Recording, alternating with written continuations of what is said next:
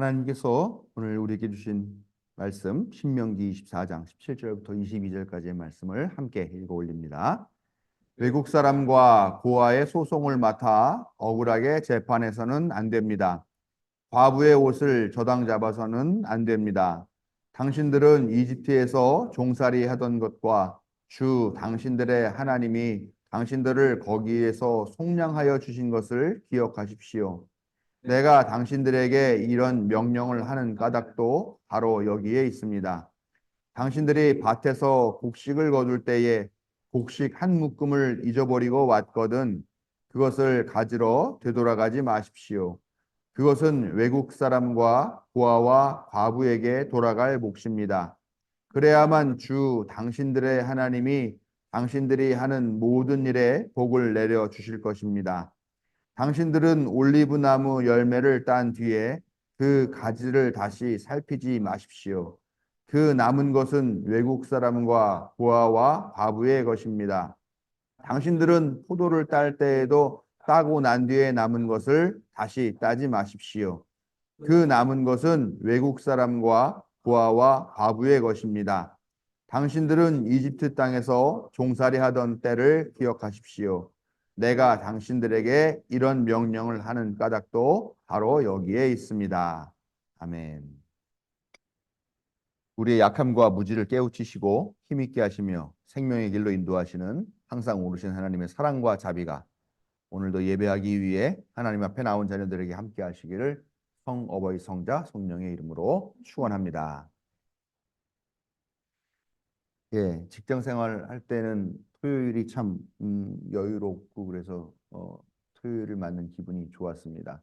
직장을 그만두고 나면은 좀 한가해지려니 하고 생각을 했는데 의외로 여전히 바쁘다 보니까 아직도 토요일 오전의 삶이 참 귀하고 소중하다라는 그런 생각을 해요. 제가 자주 드리는 말씀이지만 저의 토요일 오전의 일정은 조금 늦잠을 자고 일어나서 영화 소개하는 프로그램 두 개를 두 방송에서 연달아서 하는데 그거를 보고 그 다음에 일주일에 거의 한 번이죠. 진라면 매운맛을 끓여서 그걸 점심으로 먹고 이제 내려와서 주일 준비를 하는 그런 일상들을 지내면서 살고 있습니다. 아, 제가 그렇게 토요일 오전을 보내는데 네. 여전히 그 시간이 좀 귀하게 개인적으로 좀 힐링이 되는 그런 시간을 보내고 있습니다.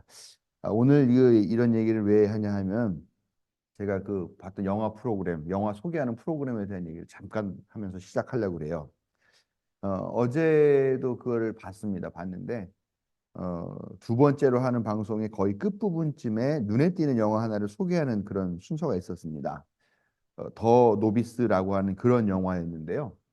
어, 여학생이 대학인가에 들어가서 조정 경기 선수가 됩니다. 근데 조정 경기 선수가 되는데 1군 선수로 발탁이 되기 위해서 막 열심히 이 조정 노를 짓고 막 하는 근데 정말 이 극한 상황까지 막 이렇게 훈련을 하는 그런 내용이라고 소개를 받았습니다.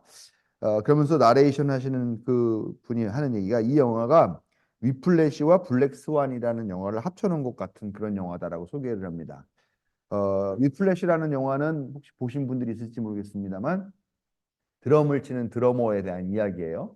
그런데 그 드럼 치는 그 지휘자하고 이 드러머하고 막 신경전을 벌이죠. 이 지휘자가 막 이 드러머를 극한의 속도까지 내도록 드럼을 치라고 막 다그치고 막 하면서 이 그 요구를 받아들인 드러머가 막 정말 광기에 가까운 그런 혹독한 훈련을 통해 가지고 결국은 맨 마지막 장면이 아주 인상 깊은 그런 영화죠. 그다음에 블랙스완이라는 영화도 발레리나가 백조의 호수를 약간 이렇게 좀 개작한 거죠. 흑조, 백조가 아니라 흑조로 나오는 그런 거를 만들었는데 거기에서 자기 배역을 맡기 위해서 노력을 하고 분투하고 하는 그런 내용들. 아무튼 둘 다 이 영화가 주인공이 거의 광기에 가까운 집착 상태를 막 보여주면서 하는 그런 내용으로 나오는 그런 영화입니다. 그러면서 이게 예술에 관한 영화라기보다는 심리 스릴러에 가깝다라고 많은 사람들이 평가를 하는 그런 영화들인데요. 이 더 노비스라고 하는 영화도 이 두 영화의 예술에 대한 광기와 비슷하게 스포츠에 대한 광기를 다루고 있다고 이렇게 소개를 합니다. 근데 제가 뭐 사실 예술이나 스포츠에 별로 관심이 없어요. 뭐 그런 영화를 즐겨 찾아보는 사람도 아니고, 그럼에도 불구하고 이 영화가 제 눈에 띈 이유는 뭐냐면 이 영화를 소개하는 나레이션 한 구절 때문입니다. 뭐라고 소개를 했냐면, 조정은 골인점이 아니라 이미 지나온 길을 보며 노를 저어야 하는 경기이다라고 하는 이야기를 하는 거예요. 제가 보통 주중에 설교 본문을 정해놓고 오늘 이 말씀을 어떻게 풀어갈까 이렇게 보통 묵상을 많이 하는데, 어제는 이 나레이션이 저가 그 이 설교 말씀을 준비하는데 딱 꽂혔다라는 거죠. 그래서 이 영화가 영화보다는 사실 이 나레이션이 제 마음에 꽂혀 있다라고 생각을 하시면 됩니다.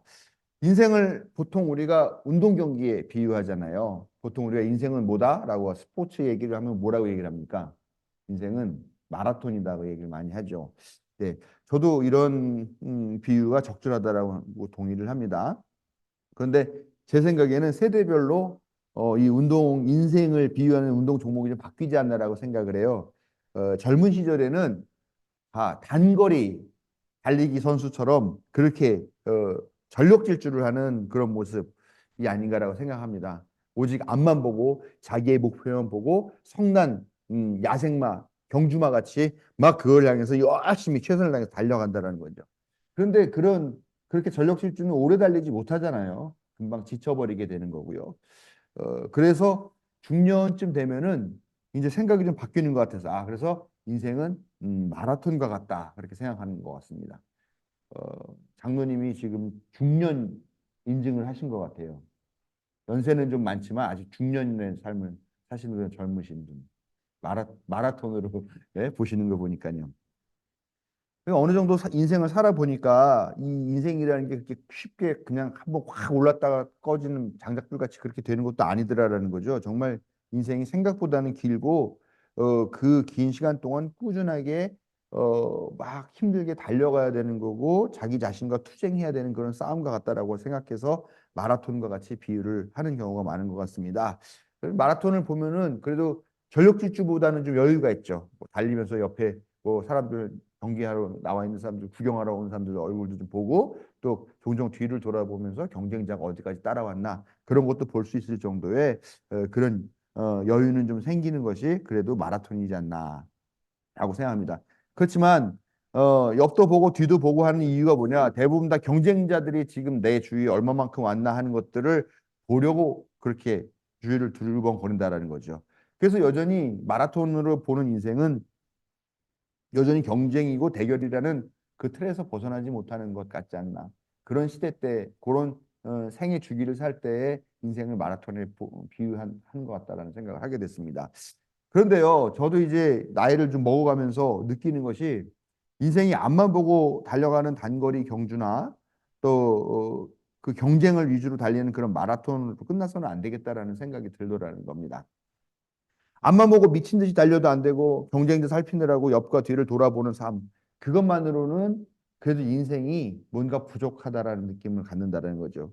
그런데 그런 생각에 이 조정 영화를 소개하는 이 멘트가 귀에 확 들어 꽂힌 것입니다. 조정은 말씀드렸다시피 앞이 아니라 뒤를 보고 노를 졌습니다. 그렇죠. 즉 꼬린 지점, 목표점을 보고 거기를 향해서 가는 것이 아니라 내가 지금 지나왔던 경로, 내가 지금 거쳐왔던 그 물살을 가르고 지나가 온 길. 그래서 나의 보트가 쭉 오면서 그 만들어내는 그런 파동, 물결을 보면서 앞으로 나아가는 그런 경기가 조정이라는 것이죠. 즉 내가 어떤 길을 지나왔으며 어떤 파동을 남겼고 어떤 기억들을 가지고 있는지를 되돌아보면서 인생의 의미를 찾고 정리하지 않는다면 그 인생은 경쟁과 광기만 남은 그런 빈 털터리로 끝날 수도 있겠다 하는 생각을 하게 되었다는 것입니다. 오늘 읽은 말씀은 얼핏 보면 공동체 유지를 위한 규범과 도덕적인 교훈을 주기 위한 말씀 같아요. 자, 보세요. 외국인, 고아, 과부의 생계를 보장하고 그들의 권리가 침해되지 않도록 주의하라라고 하는 그런 말씀들로 오늘 채워져 있습니다. 아, 유대 사람들은 혈통에 의해서 자연스럽게 유대 교인이 되고 이스라엘 사람이라고 하는 그런 정체성을 갖고 있습니다. 그렇기 때문에 유대인이라는 혈통은 즉 유대 교인, 하나님을 믿는 사람들, 하나님이 선택받은 백성이다라고 하는 그런 자연스러운 공식이 형성이 돼요. 그런데 유대인이 아닌, 유대인 혈통이 아닌 외국인은 어떠냐? 이미 그 존재 자체가 하나님을 알지 못하는 죄인이고 불경하고 또 상종하면서 같이 음식도 먹지 말아야 될 그런 존재가 될 수밖에 없는 것이 외국인이라는 겁니다.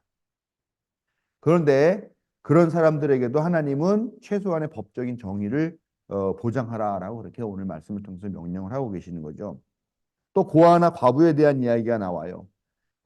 유대인 사회에서 이 고아와 과부는 가장 대표적인 약자들로 분류가 되고 있습니다. 약자들을 이야기할 때는 항상 나오는 것이 이 고아와 과부 그리고 외국인이 나온다는 거죠. 어, 아버지를 모르는 사람 우리가 사생아라고 그러죠. 근데 고아들도 마찬가지로 아버지 어머니를 모르겠죠. 이런 사람들은요 유대인 공동체에서 환영받지 못하고 총회에도 들지 못하는 그런 사람입니다. 그 유대교에 보면은 특이한 이름을 이렇게 부를 때가 있어요. 그 예수님도 그 베드로를 부를 때 시몬을 부를 때 뭐라고 부르셨냐면은 바요나 시모나라고 이렇게 부르시는 걸 볼 수가 있어요. 바요나 시모나라는 말은 무슨 말이냐면 시몬은 이름이고 어 요나는 시몬의 아버지 이름이에요.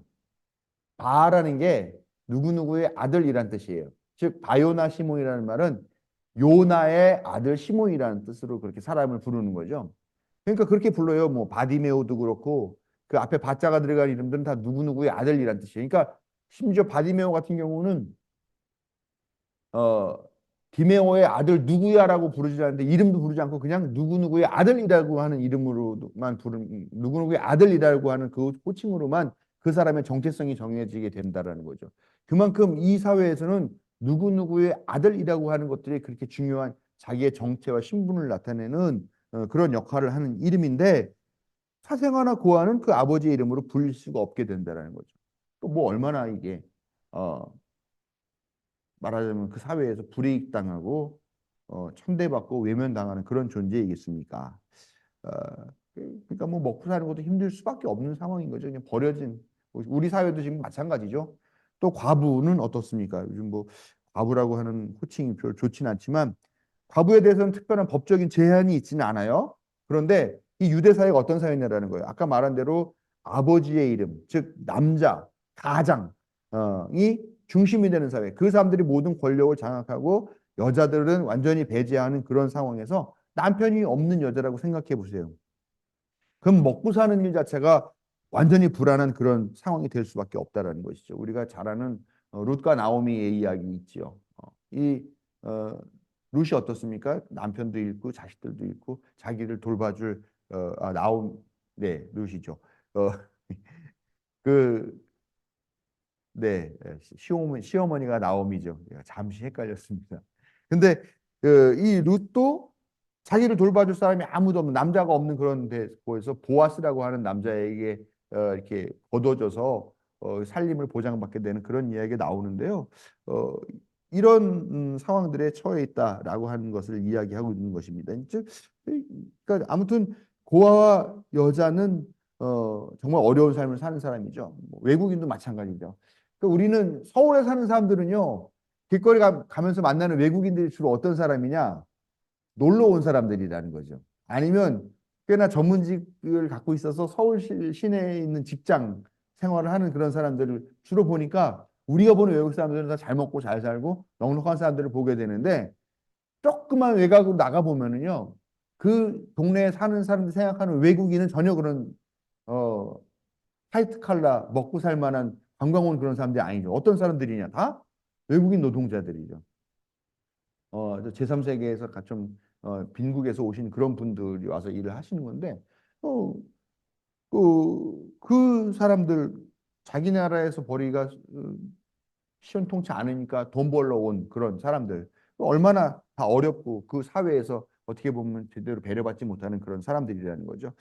마찬가지로 지금도 비슷한 상황인 것 같은데 아무튼 하나님은 이 사람들에게 야박하게 굴지 말고 농장에서 수확하고 남은 것을 주워갈 수 있도록 최소한의 그런 생계 보장을 해주라라고 하는 그런 명령을 하고 계십니다. 오늘 말씀이 그런 내용들이죠.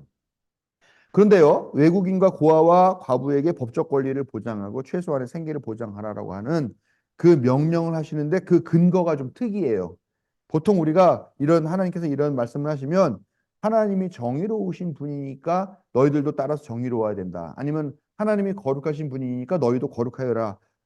아니면 그것도 아니면 하나님께서 만든 피조물, 특히 인간은 모두가 존엄하니까 존중해야 라고 하는 그런 이유가 아니라 너희들도 이집트 땅에서 종살이 하던 때가 있지 않았느냐? 그러니까 너희들도 이 사람들에게 잘해주다라고 한 그런 말씀을 하신다라는 것이죠. 사실 이스라엘 백성들이 혈통을 따지는 것 자체가 상당히 의미가 없는 이야기예요. 왜냐하면 창세기는요, 이집트로 건너간 유대인, 즉 이스라엘 백성들이 몇 명이냐? 야곱과 그의 아들들, 그의 가족들, 그리고 거기에 이미 살고 있는 요셉 가족들, 이렇게 해서 전부 다 합쳐서 몇 명이라고 얘기를 하느냐? 70명이라고 얘기를 해요. 그런데 430년 후에 이집트에서 탈출할 때는 인구가 얼마냐? 남자 장정, 즉 18세에서 60세 사이에 싸움할 수 있고 일할 수 있는 그런 남자의 숫자만 60만 명이라고 이야기를 합니다.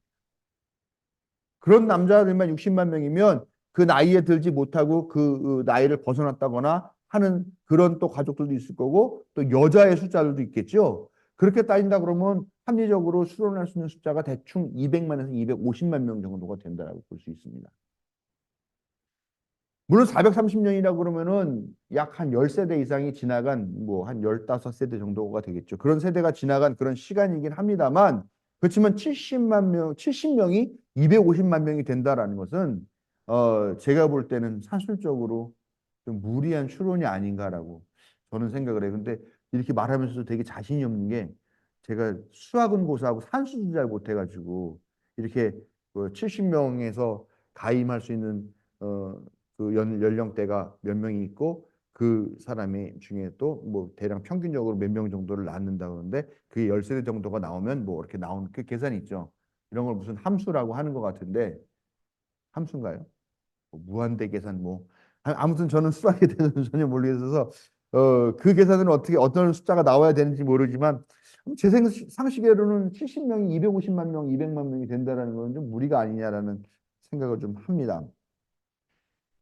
즉, 이 숫자가 어떻게 나온 거냐면 처음에는 총리의 가족들이었지만 점점 숫자가 불어나가니까 그 토착민들에게 탄압을 받고 견제를 받던 이 야곱의 자손들과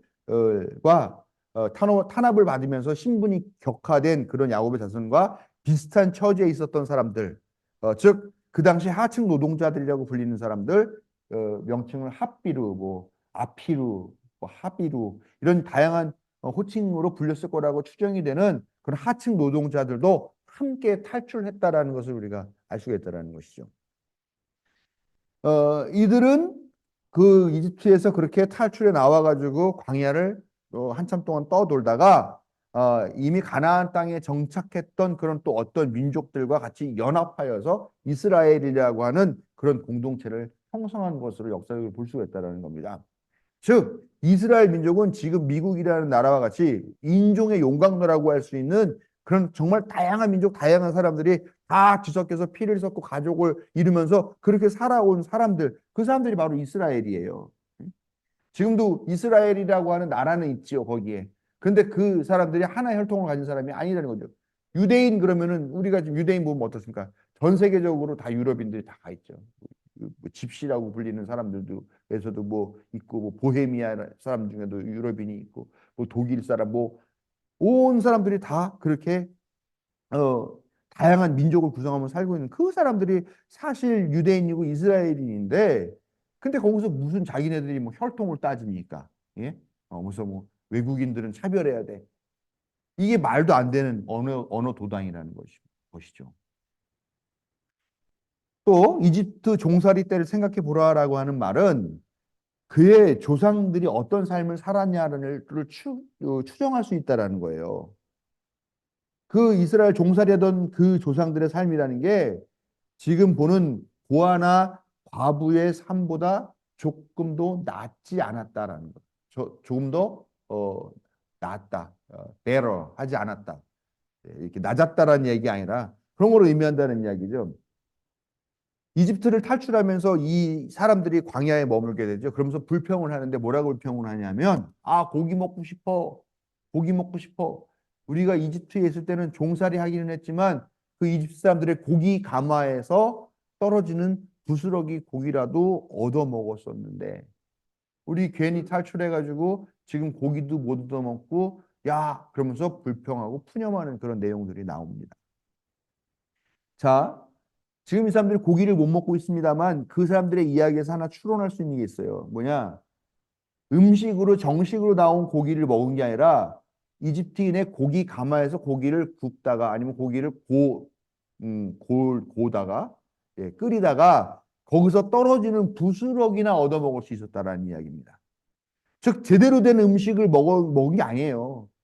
주워 먹고 빌어 먹고 얻어 먹고 땅끝이라고 하는 것처럼 그렇게 먹었다라는 것이죠.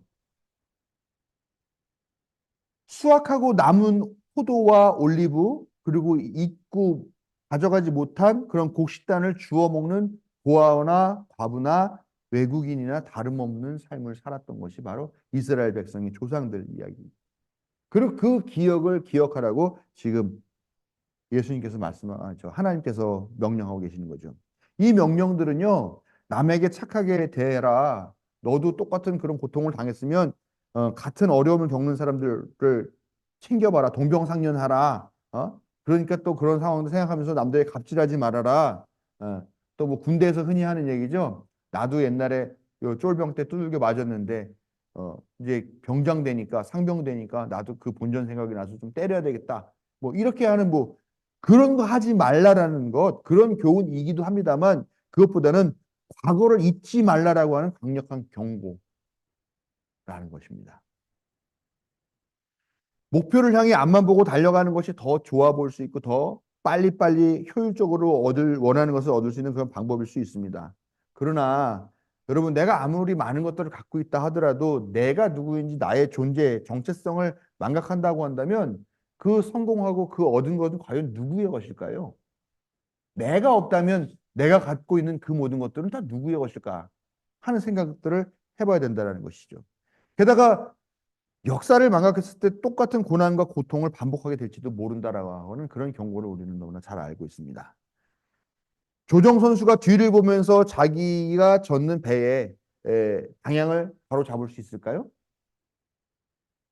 어느 정도는 잡을 수 있죠. 왜냐하면은 자기가 지금 왔던 그 배의 궤적들, 그 물살이 곧게 일직선으로 나 있는가 아닌가를 보면은 나의 방향을 잡으면서 나갈 수 있죠. 이게 역설이라는 겁니다.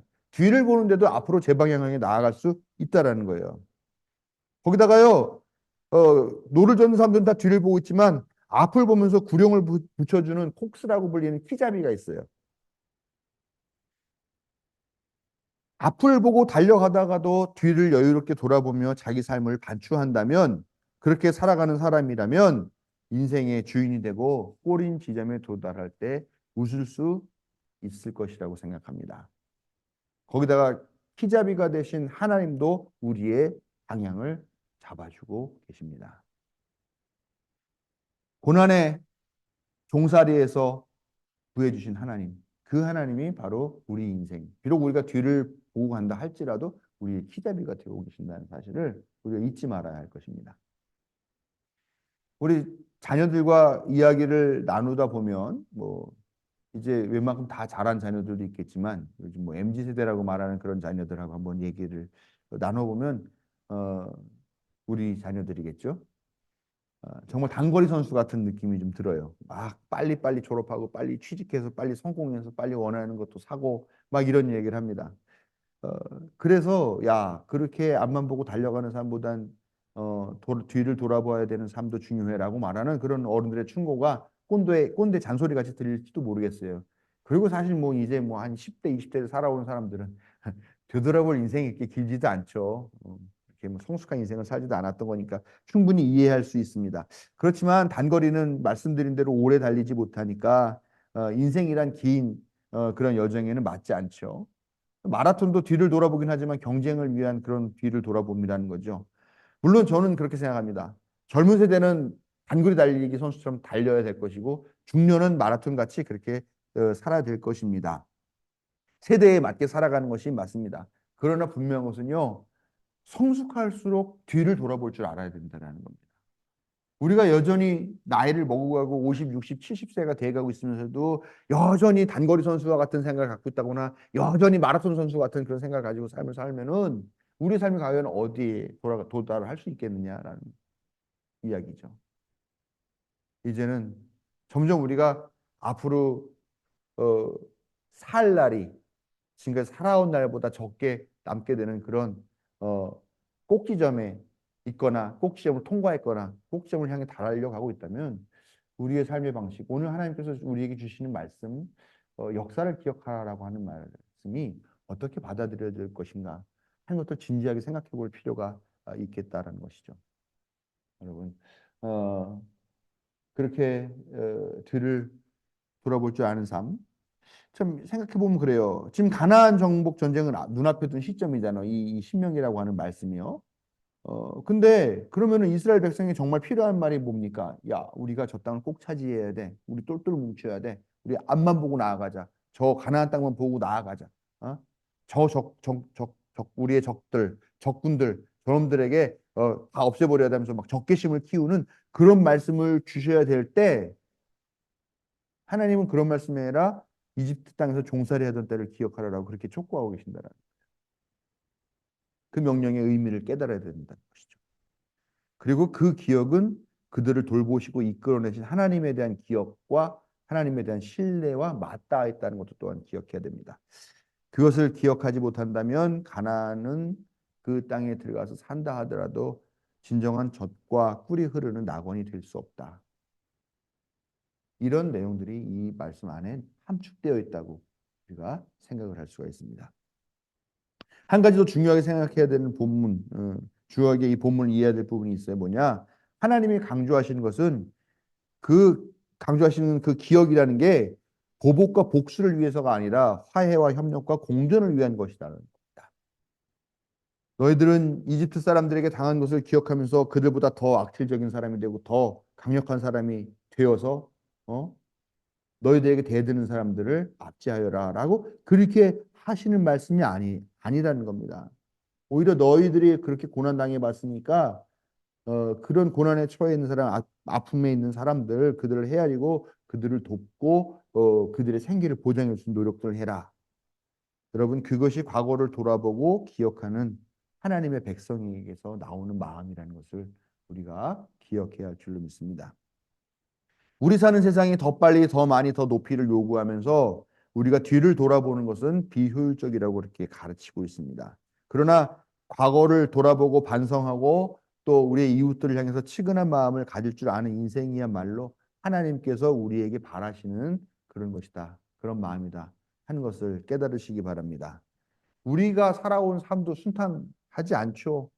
오늘도 또 한 권사님이랑 같이 차 타고 오면서 최근에 가정에서 벌어진 일들 때문에 발바닥이 아플 정도로 그렇게 바쁘고 또 순탄하지 않다라고 하시는 말씀을 들었었는데 뭐 다들 정도의 차이는 있겠습니다만 순탄하지 않은 넉넉하지 않은 그런 삶들을 다 살아오셨을 겁니다.